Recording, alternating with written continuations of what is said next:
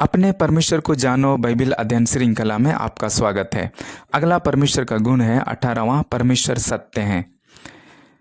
संबंधित वचन है तीतुस 1:2 उस अनंत जीवन की आशा पर जिसकी प्रतिज्ञा परमेश्वर ने, जो झूठ बोल नहीं सकता, सनातन से की है।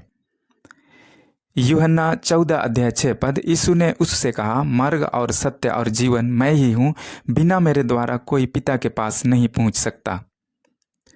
यूहन्ना 16:13 परंतु जब वह अर्थात सत्य का आत्मा आएगा तो तुम्हें सब सत्य का मार्ग बताएगा, क्योंकि वह अपनी ओर से ना कहेगा, परंतु जो कुछ सुनेगा वही कहेगा और आने वाली बातें तुम्हें बताएगा। यशाया 45:19 मैंने ना तो किसी गुप्त स्थान में, ना अंधकार देश के किसी स्थान में बातें की। मैंने याकूब के वंश से नहीं कहा, मुझे व्यर्थ में ढूंढो। मैं यहोवा सत्य ही कहता हूँ, मैं उचित बातें ही बताता आया हूँ। इसका अर्थ है, परमेश्वर जो कुछ हैं कहते और करते हैं वे पूर्ण रूप से उसकी वास्तविकता के अनुकूल है। स्पष्टीकरण: पहला, जो कुछ परमेश्वर कहते हैं वह सही, सटीक और भरोसा करने योग्य है। दूसरा, परमेश्वर झूठ नहीं बोल सकते हैं या किसी भी बात को गलत प्रकट नहीं करते हैं। तीसरा, परमेश्वर का वचन हमेशा सत्य है। भजन संहिता 119 का 160, तेरा सारा वचन सत्य ही है और तेरा एक एक धर्ममय नियम सदाकाल तक अटल है। चौथा, परमेश्वर का वचन बाइबल सही, सटीक और त्रुटि रहित है।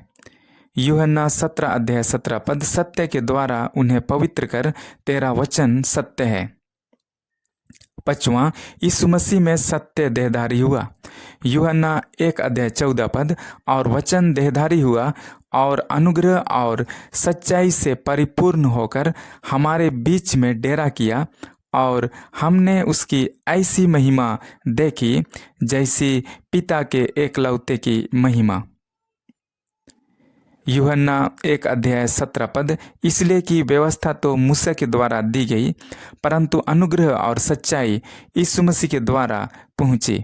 पहला यूहन्ना 5:20 हम यह भी जानते हैं कि परमेश्वर का पुत्र आ गया है और उसने हमें समझ दी है कि हम उस सच्चे को पहचाने, और हम उसमें जो सत्य है अर्थात उसके पुत्र यीशु मसीह में रहते हैं।